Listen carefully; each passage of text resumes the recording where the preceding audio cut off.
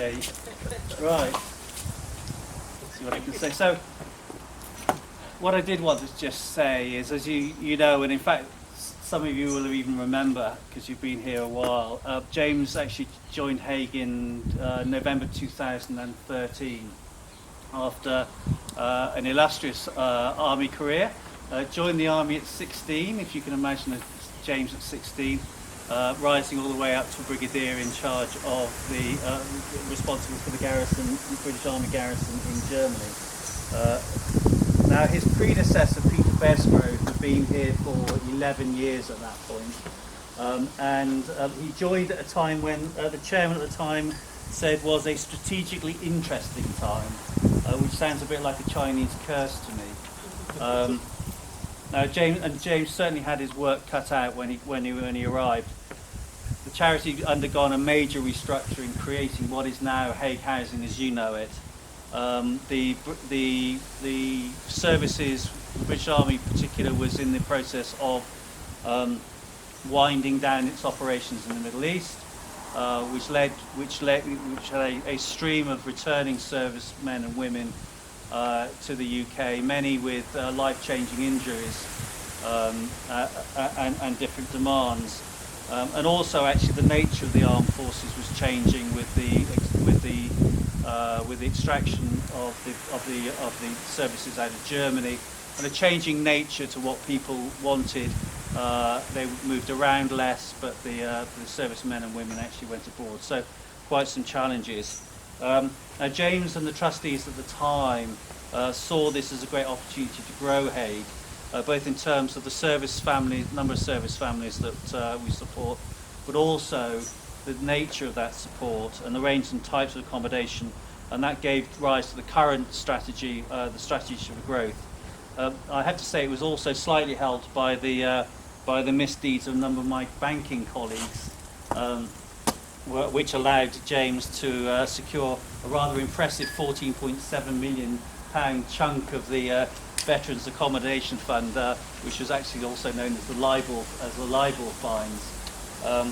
Now, under James's leadership, through that, he's delivered on this really ambitious plan, and amongst his many achievements, we've delivered another 157 new homes, 76 here in Morden, and also 38 in Aldershot and Colchester for the first time, which was really designed to meet changing needs of the servicemen.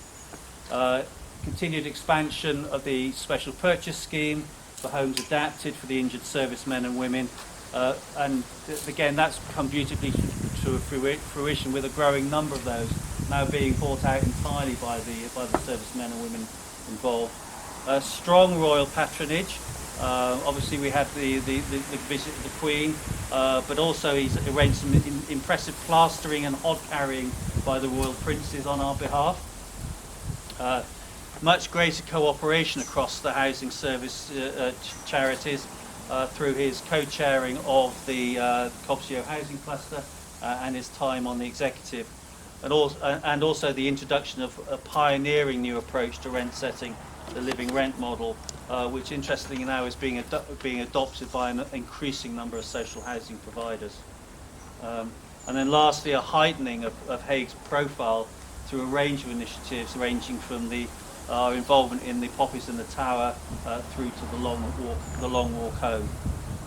Now financially, as a banker close to my heart, financially he leaves Haig in a better place than it's probably ever been, with our cash reserves now over 3 times what they were when he took over, helped obviously by our successful sale of St John's Wood, which means that he hands to his successor the ability to fund the next stage of Haig's development, as well as creating the need for Rakesh to get a much bigger mattress in which to hide it all under.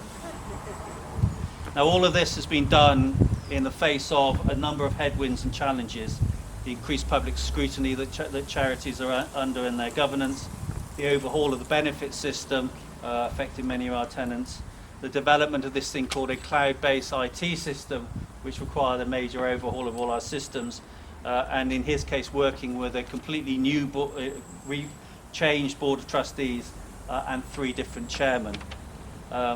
And then if all of that wasn't enough, along came, just as he'd going into the final stretch of his stint with us, along came a once-in-a-century pandemic, changing the way that we work, changing the lives of many of our beneficiaries beyond recognition, and as we will all commemorate a little later this afternoon, dealing with the sad loss of a colleague. Now, James is always the first to remind me that this has been a team effort by all of you and those who aren't with us today. And of course he's right. However, as any sailor will tell you, it needs a steady hand on the tiller and it needs a very calm skipper to ride out the occasional blow that you get. And Haig is extremely fortunate to have had James lead it through the last 7 years. Now, when James told the trustees that he planned to step down before his 60th birthday, I did wonder what he planned to do in retirement. I was therefore most intrigued by the appearance in the next Haig News of an article entitled, "How do you get to be a beefeater?" However, I think with his move to York, the arrival of a second grandchild, and a golf handicap in desperate need of lowering, I'm sure he'll stop himself getting bored. Well, at least until the test cricket gets up and going in earnest. So, James, on behalf of the trustees, I'd like to thank you for the tremendous job you've done over the last 7 years, and present you with a small token of a small and remarkably high-tech token of our appreciation and thanks.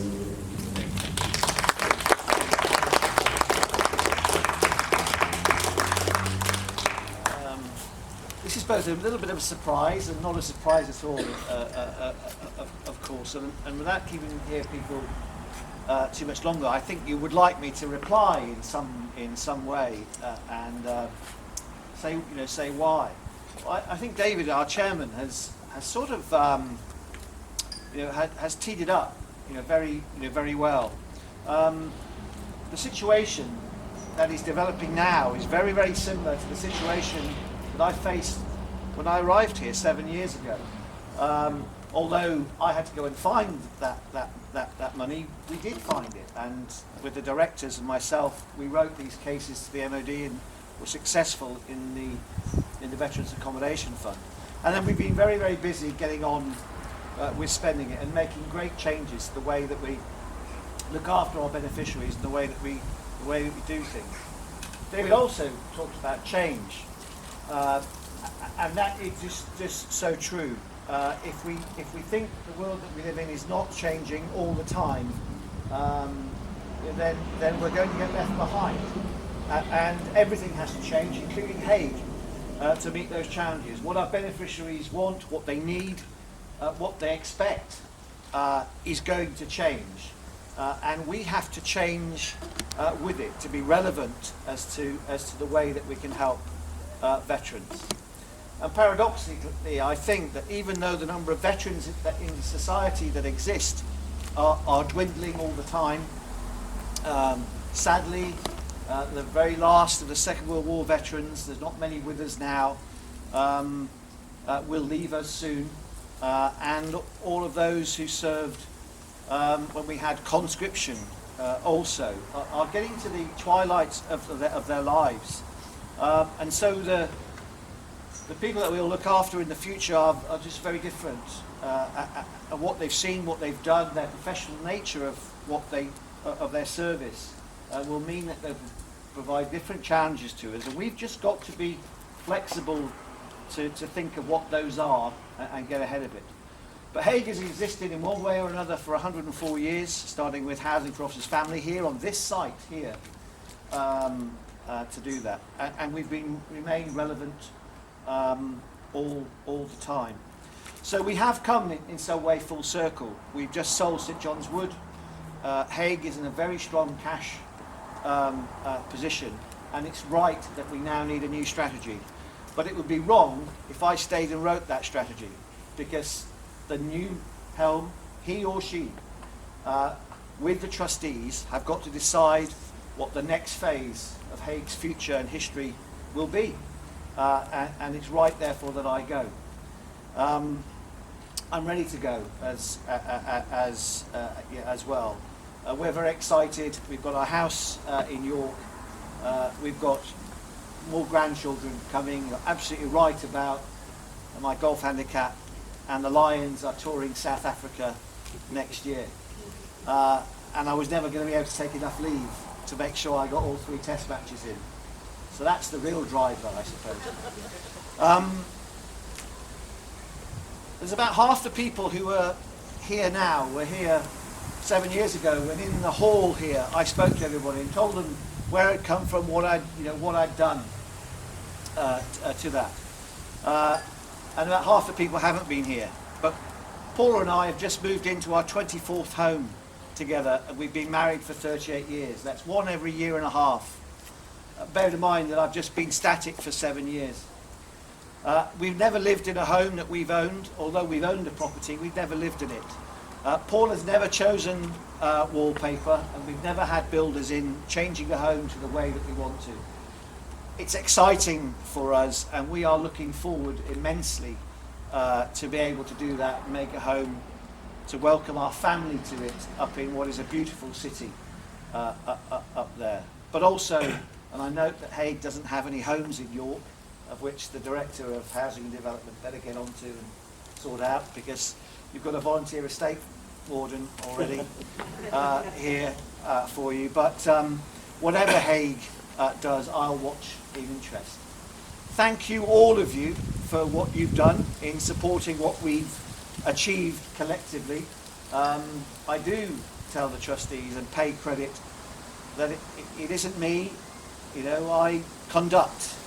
I don't play the instruments, and in fact I don't even know how to play some of the instruments. I'm not a financier, I'm not a chartered surveyor, I haven't been in social housing for 30 plus years. I'm a conductor, but it is what you do and all collectively believe in what we do that makes a difference. I think now that most of the staff of Haig don't come to work, and that's the position that we want to get to. You contribute to a charity and what it does, and I think that's just valuable. And Haig is strong, and even though there is this most awful pandemic out there that is actually changing the lives of some of the people that we look after, we're strong, and we mustn't be arrogant about that in the face of other charities and sub-military charities that are struggling.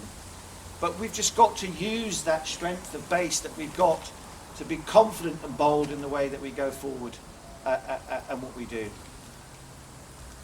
This is an iPad in here. I hope. It's an etch set. It's rattling and a lovely cover for it. I'll be in York this Saturday. And I'll be putting my feet up. Well, as soon as Paula stops making me move box A to room B and everything else, but we'll do that. I've made some great friends here. You all believe in what we're doing, and I'm just so grateful that I've been able to be part of 7 years of what Haig does in its 104-year history. Thank you.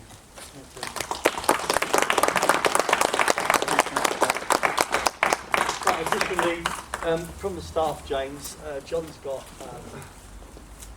trustees as well, something for Paula, and from the staff, something for you, and got Just something. a little extra, more or less just from corporate services.